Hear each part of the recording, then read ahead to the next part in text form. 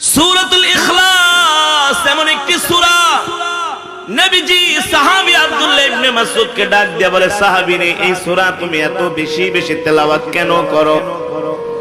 আব্দুল্লাহ ইবনে মাসউদ রাদিয়াল্লাহু তাআলা আনহু বলে, ওগো আল্লাহর নবী, এই সূরার মধ্যে আল্লাহ তাআলা সবচেয়ে বেশি তার গুণ বর্ণনা করেছেন। কুল হুয়াল্লাহু আহাদ, আল্লাহ কয়জন? জোরে বলেন। আল্লাহুস সামাদ, আল্লাহ অমুখাপেক্ষী, কারো কাছে মুখাপেক্ষী না। লাম ইয়ালিদ ওয়া লাম ইউলাদ, আল্লাহ কাউকে জন্ম দেয় নাই। ওয়া লাম ইয়াকুল লাহু কুফুয়ান আহাদ, আল্লাহ কারো থেকে জন্ম নেয় নাই। ঠিক কিনা বলি আমার রব? আরো জোরে বলেন। এই কারণে আমি সূরাটা বেশি বেশি তেলাওয়াত করি।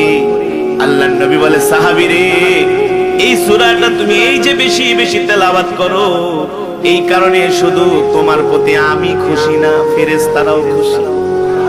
শুধু ফেরেশতারা খুশি না, আল্লাহও তোমার উপর খুশি। গতকালকে জিবরাইলের মাধ্যমে আল্লাহ আমাকে জানাই দিছে, আল্লাহু আকবার, এই সূরার সাথে যদি কেউ সম্পর্ক রাখে, এই সম্পর্কটা তার জন্য জান্নাতে যাওয়ার কারণ হয়ে যায়, মনের আশা পূর্ণ হয়। ঠিক করে বলেন। তো একজন সিলেটি যুবক বাবা খারি সাহেব মাহফিল শেষ হয়েছে, বলো হুজুর আমাকে একটা আমল দাও, দোয়া করুক, আমি একটা লন্ডনের ভিসা চাই। কান্না করে দিছি। বলে হুজুর লন্ডনের ভিসার জন্য পাসপোর্ট জমা দিতে দিতে দিতে দিতে হাঁটতে হাঁটতে কষ্ট করতে করতে আমি একেবারে ফেড আপ হয়ে গেছি, আমার জুতা ক্ষয় হয়ে গেছে। তুমি আমাকে একটা আমল দাও যাতে আমি একটা লন্ডনের ভিসা পাই। আমি বললাম, যুবক তুমি 40 দিন সূরাতুল ইখলাসের আমল করবা। কয় দিন? 1000 বার। কয় হাজার? কওবা খিতারে, এটা কোনো ব্যাপার হইল না রে বা। খিতা খাও, একটা লন্ডনের ভিসা আমি জীবন দিয়ে দিই, তুমি আমারে দোয়া করো, আমি সূরা ইখলাস 1000 না 3000 বার পড়ব। আমি বললাম ঠিক আছে, আমল করো। রাসূলের হাদিস, আল্লাহ মনের আশা পূর্ণ করবে। 4 মাস পরে আমি আবার সিলেটের মাহফিলে গেলাম। সিলেটের ফেঞ্চুগঞ্জ থানা শাহজালাল ফার্টিলাইজারের পাশে ওই যুবক দেখে আবার আমার মাহফিলে বসে বসে ওয়াজ শুনতেছি। মাহফিল শেষে আমার সাথে এসে দেখা করলো, আমার উপর রাগ, আমার উপর গোবা খিতারে বা, তুমি খিতা আমল দিছো, কোনো খাম হয় না, তুমি ভুয়া। আমি বললাম কেন?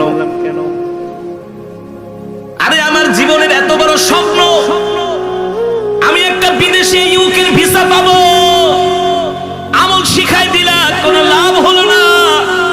40 দিন পড়তে পড়তে আমি শেষ হয়ে গেলাম। কই আমার পাসপোর্টটাকে তো আবার রিজেক্ট করছি, ফিরাই দিয়েছে, ভিসা দেয় নাই। আমি বললাম তুমি কি সত্যি করে পড়েছো নাকি? বলে তুমি বিশ্বাস করবা না, এত কষ্ট করছি সূরা, শুধু সারাদিন তাসবিহ লিয়া ঘুমাই নাই, রাত জেগে জেগে শুধু সূরাই পড়ছি। বিশ্বাস করুক, কাজ যেদিন ভিসা পাই নাই মনে হয় আসল ভাই আমার মাথার উপরে পড়ছে।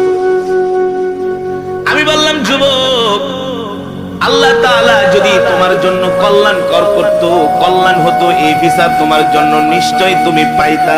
নিশ্চয় তোমার মধ্যে কোনো ত্রুটি আছে। কি আছে? আচ্ছা সূরা ইখলাসের আমল করছো, ঠিক আছে, নামাজ ঠিক মতো পড়ছো নি? কি কি এখন আর কথা বলে না? পাশের থেকে তার একটা সময় হুজুর বিশ্বাস করুক, এক ওয়াক্ত নামাজও পড়ে না।